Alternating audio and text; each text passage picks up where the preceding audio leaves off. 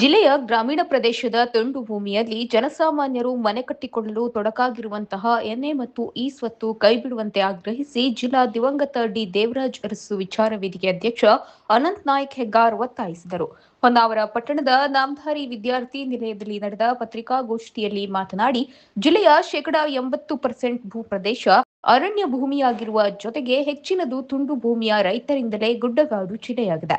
ರಾಜ್ಯದ ಇತರೆ ಎಲ್ಲ ಜಿಲ್ಲೆಗಳಿಗಿಂತ ನಮ್ಮ ಜಿಲ್ಲೆ ಭೌಗೋಳಿಕವಾಗಿ ಸಂಪೂರ್ಣ ಭಿನ್ನವಾಗಿದ್ದು, ಸಾಕಷ್ಟು ಹಳ್ಳಿಗಳು ರಸ್ತೆಯನ್ನೇ ಕಂಡಿಲ್ಲ. ರಸ್ತೆಗಳಿದ್ದರೂ ಬಡವರ ಜನಸಾಮಾನ್ಯರ ತುಂಡು ಭೂಮಿಗೆ ಹೊಂದಿಕೊಂಡಿರುವುದಿಲ್ಲ. ಹೀಗಿರುವಾಗ ಜನಸಾಮಾನ್ಯರ ಪಾಲಿಗೆ ಎನ್ನೆ ಮತ್ತು ಈ ಸ್ವತ್ತು ಬಿಡಿಸಲಾಗದ ಕಗ್ಗಂಟಾಗಿದೆ.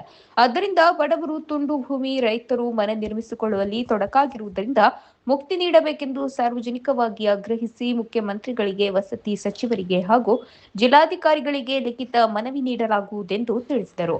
ಕಳೆದ 7-8 ವರ್ಷಗಳಿಂದ ಸರ್ಕಾರ ಗ್ರಾಮ ಪಂಚಾಯಿತಿಗಳಿಗೆ ಆಶ್ರಯ ಯೋಜನೆ ಅಡಿಯಲ್ಲಿ ಮನೆಗಳನ್ನು ಮಂಜೂರಿ ನೀಡಿಲ್ಲ. ಸರ್ಕಾರದ ಇನ್ನಿತರ ವಸತಿ ಯೋಜನೆ ಅಡಿಯಲ್ಲಿ ಮನೆ ಮಂಜೂರಿ ಪಡೆದುಕೊಂಡರೆ ಎನ್ನೆ ಮತ್ತು ಈ ಸ್ವತ್ತಿನ ಸಮಸ್ಯೆಗಳೇ ಇಲ್ಲ. ಈ ಮನೆಗಳಿಗೆ ಗ್ರಾಮ ಪಂಚಾಯತ್ದಿಂದ ಮನೆ ನಂಬರ್ ನೀಡಿ ಕರ ನಿರ್ಧರಣೆ ನಿರ್ಧರಿಸಲಾಗುತ್ತದೆ. ಸರ್ಕಾರದ ವಸತಿ ಯೋಜನೆ ಅಡಿಯಲ್ಲಿ ಜನಸಾಮಾನ್ಯರು ಎಷ್ಟರ ಮಟ್ಟಿಗೆ ಮನೆ ಮಂಜೂರಿ ಪಡೆಯಲು ಸಾಧ್ಯ, ಈ ಅವಕಾಶಕ್ಕಾಗಿ ಕಾಯುವುದು ಎಷ್ಟು ಸಮಂಜಸ ಮತ್ತು ಆ ಯೋಜನೆ ಅಡಿಯಲ್ಲಿ ಕಾಲಾವಕಾಶ ಒದಗಿ ಬರುವುದು ಯಾವಾಗ? ಇತ್ತೀಚಿನ ಜನಸಾಮಾನ್ಯರು ಬಡವರು ಮನೆ ಕಟ್ಟಿಕೊಂಡು ಬದುಕುವುದಾದರೂ ಹೇಗೆ? ಸರ್ಕಾರದ ವಸತಿ ಯೋಜನೆಗಳಿಗಾಗಿ ಕಾಯುವುದು ಸರಿಯಲ್ಲ. ಜಿಲ್ಲೆಯ ಪರಿಸ್ಥಿತಿಯನ್ನು ಅರಿತು ಬಡವರಿಗೆ, ಜನಸಾಮಾನ್ಯರಿಗೆ ಗ್ರಾಮೀಣ ಪ್ರದೇಶದಲ್ಲಿ ಮನೆ ಕಟ್ಟಿಸಿಕೊಳ್ಳಲು ತೊಡಕಾಗಿರುವ ಎನ್ನೆ ಮತ್ತು ಈ ಸ್ವತ್ತುಗಳಿಂದ ವಿನಾಯಿತಿ ನೀಡಬೇಕೆಂದು ಒತ್ತಾಯಿಸಿದರು. ಜಿಲ್ಲೆ ಅರಣ್ಯದಿಂದ ಆವೃತವಾದಂಥ ಜಿಲ್ಲೆ. ಶೇಕಡಾ 80% ಅರಣ್ಯ ಭೂಮಿ ಈ ಜಿಲ್ಲೆಯಲ್ಲಿದೆ. ಹಾಗೆ ರಾಜ್ಯದ ಇತರ ಎಲ್ಲ ಜಿಲ್ಲೆಗಳಿಗಿಂತ ಸಂಪೂರ್ಣ ಭಿನ್ನವಾಗಿದೆ. ಭೌಗೋಳಿಕವಾಗಿ ಎಲ್ಲ ವಿಷಯದಲ್ಲೂ ಸಹ ಬಂತು. ಹಾಗೆ ತುಂಡು ಭೂಮಿಯ ರೈತರಿಂದ ಆವೃತವಾದಂಥ ಈ ಗುಡ್ಡಗಾಡು ಜಿಲ್ಲೆ. ಈ ಜಿಲ್ಲೆಯಲ್ಲಿ ಮನೆ ಕಟ್ಟಿಕೊಳ್ಬೇಕು ಅಂದರೆ ಬಡವರಿಗೆ ಎಲ್ಲ ತುಂಡು ಭೂಮಿಯವರೇ, ಆದರೆ ಇವರಿಗೆ ಮನೆ ಕಟ್ಟಿಕೊಳ್ಳಲಿಕ್ಕೆ ಈ ಸ್ವತ್ತು ಆಗಬೇಕು, ಎನೆ ಆಗಬೇಕು ಅನ್ನುವಂಥ ಒಂದು ಸರ್ಕಾರದ ನಿಯಮಾವಳಿ ಭಾಳ ಕಷ್ಟದಾಯಕವಾಗಿದೆ. ಯಾಕೆಂದರೆ ಈ ಸ್ವತ್ತು ಮಾಡಿಕೊಳ್ಬೇಕು ಅಂದರೆ ರಸ್ತೆ ಹೊಂದಿರಬೇಕು ಆ ಸ್ಥಳಕ್ಕೆ. ಇವತ್ತು ರಸ್ತೆ ಕಾಣದ ಎಷ್ಟು ಹಳ್ಳಿಗಳಿವೆ. ರಸ್ತೆ ಹಳ್ಳಿಗೆ ಹೊಂದಿಕೊಂಡಿದ್ದರೂ ಸಹ ಈ ತುಂಡು ಭೂಮಿ ರೈತರ ಸ್ಥಳಕ್ಕೆ ಹೊಂದಿಕೊಂಡಿರೋದಿಲ್ಲ. ಅಂತಹ ಒಂದು ಈ ಪರಿಸ್ಥಿತಿಯಲ್ಲಿ ಇವರು ಎನೆ ಆಗಬೇಕು, ಈ ಸ್ವತ್ತಾಗಬೇಕು ಅನ್ನೋದು ಭಾಳ ಕಷ್ಟದಾಯಕ ಕೆಲಸ ಇದೆ. ಹಾಗಾಗಿ ಇದನ್ನು ಕೈ ಬಿಡಬೇಕು ಅಂತೇಳಿ ನಾವು ಸರ್ಕಾರಕ್ಕೆ ಆಗ್ರಹಪಡಿಸ್ತಾ ಇದ್ದೀವಿ. ಮಾನ್ಯ ಮುಖ್ಯಮಂತ್ರಿಗಳಿಗೆ, ವಸತಿ ಸಚಿವರಿಗೆ ಹಾಗೂ ವಸತಿ ಇಲಾಖೆಯ ಪ್ರಿನ್ಸಿಪಾಲ್ ಸೆಕ್ರೆಟರಿ ಇವರಿಗೆ ನಾವು ಮನವಿ ಮಾಡಿಕೊಳ್ತಾ ಇದ್ದೀವಿ. ಅದೇ ಆಶ್ರಯ ಯೋಜನೆಯಲ್ಲಿ ನಾವು ಮನೆಯನ್ನು ಪಡ್ಕೊಂಡ್ರೆ ಅದಕ್ಕೆ ಈ ಸ್ವತ್ತು ಅಥವಾ ಎನೆ ಅಂತ ಒಂದು ರಿಸ್ಟ್ರಿಕ್ಷನ್ ಇಲ್ಲ. ಅದು ಆಟೋಮೆಟಿಕಲಿ ಎನೆ ಆಗ್ತದೆ, ಈ ಸ್ವತ್ತು ಆಗ್ತದೆ ಅಂತ ಹೇಳ್ತಾರಷ್ಟೇ.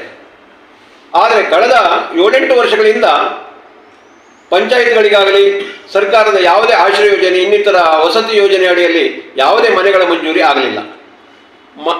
ಜನಸಾಮಾನ್ಯ ಆ ಮನೆಯನ್ನು ನಂಬಿ ಇರುವುದು ಸಹ ಅಸಮಂಜಸ. ಯಾಕೆಂದರೆ ಎಷ್ಟೊತ್ತಿಗೆ ಮನೆ ಕೊಡ್ತಾರೆ, ಯಾರಿಗೆ ಕೊಡ್ತಾರೆ ಎಂಬುದು ಅಲ್ಲಿಯ ಒಂದು ಆಶ್ರಯ ಪಂಚಾಯತ್ಗೂ ಅಥವಾ ಮನೆ ವಿತರಣೆ ಮಾಡ್ತಕ್ಕಂಥ ಜನಪ್ರತಿನಿಧಿಗಳಿಗೆ ಅದು ಅವಲಂಬಿಸಿರ್ತದೆ. ಆದ್ದರಿಂದ ಇದನ್ನು ನಂಬಿ ಬಡವ ಕೂತ್ಕೊಳ್ಳಿಕ್ಕೆ ಆಗೋದಿಲ್ಲ. ಆದ್ದರಿಂದ ಈ ಸ್ವತ್ತು ಮತ್ತು ಎನೆಯನ್ನು ಕೈ ಬಿಡಬೇಕು ಅಂತೇಳಿ ನಾವು ಆಗ್ರಹಿಸ್ತಾ ಇದ್ದೇವೆ. ಅದೇ ಸರ್ಕಾರದ ಕಟ್ಟಡ ಕಟ್ಟಲಿಕ್ಕೆ ಕಂದಾಯ ಭೂಮಿ ಆದರೂ ಆಗ್ತದೆ, ಫಾರೆಸ್ಟ್ ಲ್ಯಾಂಡ್ ಆದರೂ ಆಗ್ತದೆ. ಅದಕ್ಕೆ ಯಾವುದೇ ಆತಂಕ ಇಲ್ಲ, ಯಾವುದೇ ನಿಯಮಾವಳಿ ಇಲ್ಲ. ಅಂಥ ಉದಾಹರಣೆಗಳು ಸಾಕಷ್ಟಿವೆ ನಮ್ಮಲ್ಲಿ. ಆದರೆ ಬಡವ ಕಟ್ಟಿಕೊಳ್ಳುವಂಥ ಮನೆಗೆ ಅಂಥ ತುಂಡು ಭೂಮಿ ರೈತ ಇರುವಂಥ 5 ಗುಂಟೆಯಲ್ಲಿ ತನ್ನ ಸ್ವಂತ ಮನೆ ಕಟ್ಟಿಕೊಳ್ಳಿಕ್ಕೆ ತನ್ನ ಪರಿಶ್ರಮದಿಂದ ಕಟ್ಟಿಕೊಳ್ಳೋದು ಇವತ್ತು ಕಷ್ಟದಾಯಕ ಆಗಿದೆ. ಇವತ್ತು ಆಶ್ರಯ ಮನೆಗಳಿಲ್ಲ ಯಾವುದೇ 7-8 ವರ್ಷದಿಂದ. ಹಾಗಾಗಿ ನಾವು ಜನಸಾಮಾನ್ಯರ ಬೇಡಿಕೆ ಮೇರೆಗೆ, ಜನಸಾಮಾನ್ಯರ ಒಂದು ಅನುಮತಿ ಮೇರೆಗೆ, ಇವತ್ತು ನಾವು ಅಭಿಪ್ರಾಯದ ಮೇರೆಗೆ ಇವತ್ತು ನಾವು ಈ ಪ್ರೆಸ್ ಮೀಟನ್ನು ಕರೆದಿದ್ದೀವಿ. ಅದೇ ರೀತಿಯಾಗಿ ಸರ್ಕಾರದ ಮುಖ್ಯಮಂತ್ರಿಗಳಿಗೆ, ವಸತಿ ಸಚಿವರಿಗೆ, ಪ್ರಿನ್ಸಿಪಾಲ್ ಸೆಕ್ರೆಟರಿ ಅವರಿಗೆ, ಜಿಲ್ಲಾ ಉಸ್ತುವಾರಿ ಸಚಿವರು ಸಹ, ಜಿಲ್ಲಾಧಿಕಾರಿಗಳು ಸಹ ಮನವಿಯನ್ನು ಮಾಡಿಕೊಳ್ಳಲಿದ್ದೇವೆ. ಸದಸ್ಯ ಶಂಕರಗೌಡ ಗುಣವಂತೆ ಮಾತನಾಡಿ, ನಮ್ಮ ಜಿಲ್ಲೆಯ ರೈತರು ಸೌಲಭ್ಯ ಪಡೆದುಕೊಳ್ಳುವುದಕ್ಕಿಂತ ಕಳೆದುಕೊಂಡಿರುವುದು ಹೆಚ್ಚು. ಆಳುವ ಸರ್ಕಾರಕ್ಕೆ ಸರ್ಕಾರದ ತಲೆಯಲ್ಲಿ ಮೆದುಳಿಲ್ಲ, ವೈಚಾರಿಕತೆಯೂ ಇಲ್ಲ. ಜನಸಾಮಾನ್ಯರಿಗೆ ಸೌಲಭ್ಯ ನೀಡುವುದಕ್ಕಿಂತ ನಂಬಿಸಿ ಕುತ್ತಿಗೆ ಕೊಯ್ಯುವ ಕೆಲಸ ಆಳುವ ಸರ್ಕಾರ ಮಾಡುತ್ತಿದೆ ಎಂದು ಆಕ್ರೋಶ ವ್ಯಕ್ತಪಡಿಸಿದರು. ಈಗಾಗಲೇ ಉತ್ತರ ಕನ್ನಡ ಜಿಲ್ಲೆ ಕಳೆದುಕೊಂಡಿರುವುದೇ ಹೆಚ್ಚು. ಉತ್ತರ ಕನ್ನಡದಲ್ಲಿ ಬಹುತೇಕ ಉತ್ತರ ಕನ್ನಡದ ಜನಸಾಮಾನ್ಯರು ಅಂತ ಜನಸಾಮಾನ್ಯರೇ ಅಂದರೆ ಅತ್ಯಂತ ಹಿಂದುಳಿದ ವರ್ಗದವರೇ ಇಲ್ಲಿ ಹೆಚ್ಚಾಗಿರುವಂಥದ್ದು. ಈ ಹಾಸನ, ಮಂಡ್ಯ, ಮೈಸೂರು ಥರ ಶ್ರೀಮಂತ ವರ್ಗಗಳು ಇಲ್ಲಿಲ್ಲ. ಅಂಥದ್ರ ಮಧ್ಯೆ ಸರ್ಕಾರಗಳು ಈ ಥರ ಕಾನೂನುಗಳನ್ನು ತಂದು ಈ ಸ್ವತ್ತಾಗಬೇಕು, ಮನೆ ಮಾಡ್ಕೊಳ್ಬೇಕು ಅಂತಂದರೆ ಎನೆ ಆಗಬೇಕು ಅನ್ನುವಂಥ ನಿಯಮಗಳನ್ನು ತಂದರೆ ಸಾಮಾನ್ಯರು ಹೇಗೆ ಬದುಕಬೇಕು? ಇದು ಒಂದು ರೀತಿಯಲ್ಲಿ ಈ ಆಳುವ ಸರ್ಕಾರಗಳಿಗೆ ಅದು ಹೇಗೆ ಅಂತಂದರೆ ತಲೆ ಇದೆ, ತಲೆನೊಳಗೆ ಮಿದುಳಿಲ್ಲ ಅನ್ನುವಂಥ ರೀತಿಯಲ್ಲಿ ಆಗೋಗಿದೆ. ವಿಚಾರ ಮಾಡುವ ವೈಚಾರಿಕತೆ ಇಲ್ಲ. ಆಳುವ ಸರ್ಕಾರದ ಒಂದು ತಲೆಯಲ್ಲೂ ವೈಚಾರಿಕತೆ ಇಲ್ಲ.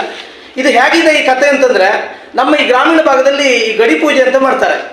ಆ ಗಡಿ ಪೂಜೆಯಲ್ಲಿ ಕೋಳಿಯನ್ನು ಕೊಯ್ಯುವಂಥದ್ದು. ಏನು ಮಾಡ್ತಾರೆ ಫಸ್ಟಿಗೆ ಅಂತಂದರೆ, ಆ ಕುತ್ತಿಗೆ ಕೊಯ್ಯುವ ಕೋಳಿಗೆ ಮೊದಲು ಕಾಲು ತೊಳಿಸ್ತಾರೆ, ಭಂಡಾರ ಹಾಕ್ತಾರೆ, ಕೊನೆಗೆ ಸರ ಹಾಕ್ತಾರೆ, ಆಮೇಲೆ ಅಕ್ಕಿ ತಿನ್ನಿಸ್ತಾರೆ, ಕೊನೆಗೆ ಮಾಡೋದಂದ್ರೆ ಕುತ್ತಿಗೆ ಕೊಯ್ಯೋದು. ಈ ಸರ್ಕಾರದ ನಿಯಮಗಳು ಇವತ್ತು ಹಾಗೆ ಆಗಿದೆ ಅಂತ. ಹೇಗೆಂದರೆ ಜನರಿಗೆ ಒಂದು ರೀತಿಯ ಸುಣ್ಣ ಬಣ್ಣ ಹಚ್ಚಿ ಒಂದು ಅಲಂಕಾರ ರೀತಿಯಲ್ಲಿ ತೋರಿಸೋದು, ನಿಮ್ಮ ಇದು ಏನು ಜಾಗದ ಭದ್ರತೆಗೆ ಹಾಗೆ ಹೇಗೆ ಅಂತ ಈ ಸ್ವತ್ತಿನ ನಿಯಮವನ್ನು ನಾವು ನೋಡುವಾಗ ಅಷ್ಟೆಲ್ಲ ಭದ್ರತೆಯನ್ನು ಕೊಡ್ತಾರೆ. ಆದರೆ ಭದ್ರತೆಯನ್ನು ಕೊಡುವ ಪೂರ್ವದಲ್ಲಿ ಮಾಡುವಂಥದ್ದು ಅಂತಂದರೆ ಜನಸಾಮಾನ್ಯರ ಕುತ್ತಿಗೆ ಕೊಯ್ಯುವಂಥ ಕೆಲಸವೇ ಆಗಿದೆ. ಹಾಗಾಗಿ ಇವತ್ತು ಒಬ್ಬ ಸಾಮಾನ್ಯ ಬದುಕುವುದಕ್ಕೆ, ಸಂಸಾರ ನಡೆಸುವುದಕ್ಕೆ ಆಗದೇ ಇರುವಂಥ ಸ್ಥಿತಿಯಲ್ಲಿ ಒಂದು ಮನೆ ಕಟ್ಕೊಳ್ಬೇಕು, ಅದು ತನ್ನ ಪರಿಶ್ರಮದ ಮೂಲಕ ಸರ್ಕಾರದ ಯಾವುದೇ ಸವಲತ್ತು ಸಿಗದಿದ್ದಾಗ ಸ್ವಾಭಿಮಾನ ಬಿಟ್ಟು ಸ್ವಾಭಿಮಾನದಿಂದ ನಾನೇ ನನ್ನ ಸ್ವಂತ ಮನೆಯನ್ನು ಕಟ್ಟಿಕೊಳ್ಬೇಕು ಅಂತ ಮುಂದಾದಾಗ ಸರ್ಕಾರ ಈ ರೀತಿಯ ನಿಯಮಗಳನ್ನು ತಂದರೆ ಆ ಸಾಮಾನ್ಯ ಹೇಗೆ ಬದುಕಬೇಕು? ಸರ್ಕಾರ ಇರುವುದೇ ಹಾಗೆ ಜನಪರವಾಗಿದೆಯೋ ಅಥವಾ ಸರ್ಕಾರ ಏನು ಬಂಡವಾಳವನ್ನು ಕ್ರೋಢೀಕರಿಸುವುದಕ್ಕಿದೆಯೋ ಅನ್ನುವಂಥದ್ದು ನಮಗಿರುವಂಥ ಒಂದು ಪ್ರಶ್ನೆಯಾಗಿದೆ. ಒಂದು ಸರ್ಕಾರ ಹೌದು ಜನಸಾಮಾನ್ಯರಿಂದ ಬಂಡವಾಳವನ್ನು ಕ್ರೋಢೀಕರಿಸಬೇಕು ಅಂತಂದ್ರು ಸಹ ನೀತಿ ರೀತಿ ನಿಯತ್ತು ಇರಬೇಕಲ್ವ. ಅದು ಮೀರಿ ನಡೀತದೆ ಅಂತಂದರೆ ಇದು ಜನಸಾಮಾನ್ಯರ ಸರ್ಕಾರ ಅಲ್ಲ, ಜನಸಾಮಾನ್ಯರ ಪರವಾಗಿರುವಂಥ ಸರ್ಕಾರವೂ ಅಲ್ಲ. ಆಳುವ ಸರ್ಕಾರದ ತಲೆಯೊಳಗೆ ಮಿದುಳಿದ್ರು ಅಲ್ಲಿ ಯೋಚನೆ ಮಾಡುವಂಥ, ವಿಚಾರ ಮಾಡುವಂಥ, ಚಿಂತನೆ ಮಾಡುವಂಥ ಮನಸ್ಥಿತಿ ಇಲ್ಲ ಅನ್ನೋದು ನಮಗೆ ಪಕ್ಕ ಧೋರಣೆ ಕಂಡು ಬರ್ತದೆ.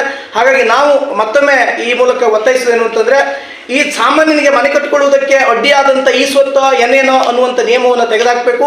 ಹೇಗೆ ಸರ್ಕಾರದ ಈಗ ಅನಂತ ಹೇಳಿದಾಗೆ ಸರ್ಕಾರದ ಕಟ್ಟಡಗಳಿಗೆ ಯಾವ ನಿಯಮವೂ ಅನ್ವಯಿಸುವುದಿಲ್ಲೋ ಅದೇ ರೀತಿ ಅನ್ವಯಿಸುವಂತೆ ಮಾಡಬೇಕು. ಇಲ್ಲ ಈ ಸ್ವತ್ತು ಏನೇ ಮಾಡಲಿ 5 ಪೈಸಾ ಸರ್ಕಾರ ಕಟ್ಕೊಳ್ಳೋಂಗಿಲ್ಲ. ಯಾವುದೇ ಒಬ್ಬ ವ್ಯಕ್ತಿಯಿಂದ ಹಣ ತೆಗೆದುಕೊಳ್ಳೋಕಿಲ್ಲ. ಫ್ರೀಯಾಗಿ ಮಾಡ್ಕೊಳ್ಳೋದಿದ್ರೆ ಈ ಸ್ವತ್ತು ಮಾಡ್ಕೊಳ್ಳಿ, ಏನೇನೋ ಮಾಡ್ಕೊಳ್ಳಿ, ಇಲ್ಲ ಈ ಸ್ವತ್ತು ನಿಯಮವನ್ನು ಸಡಿಲಿಸಬೇಕು ಅನ್ನೋದು ನಮ್ಮ ಹಕ್ಕೊತ್ತಾಯ. ಈ ಸಂದರ್ಭದಲ್ಲಿ ವೇದಿಕೆ ಸದಸ್ಯರಾದ ನಾರಾಯಣ್ ಮುಕ್ರಿ ಕಡ್ತೋಕ, ಕೇಶವ್ ನಾಯ್ಕ್ ಮಾಗೋಡ್, ದೀಪಕ್ ಲೋಭೋ ಕೊಡಾಣಿ ಉಪಸ್ಥಿತರಿದ್ದರು.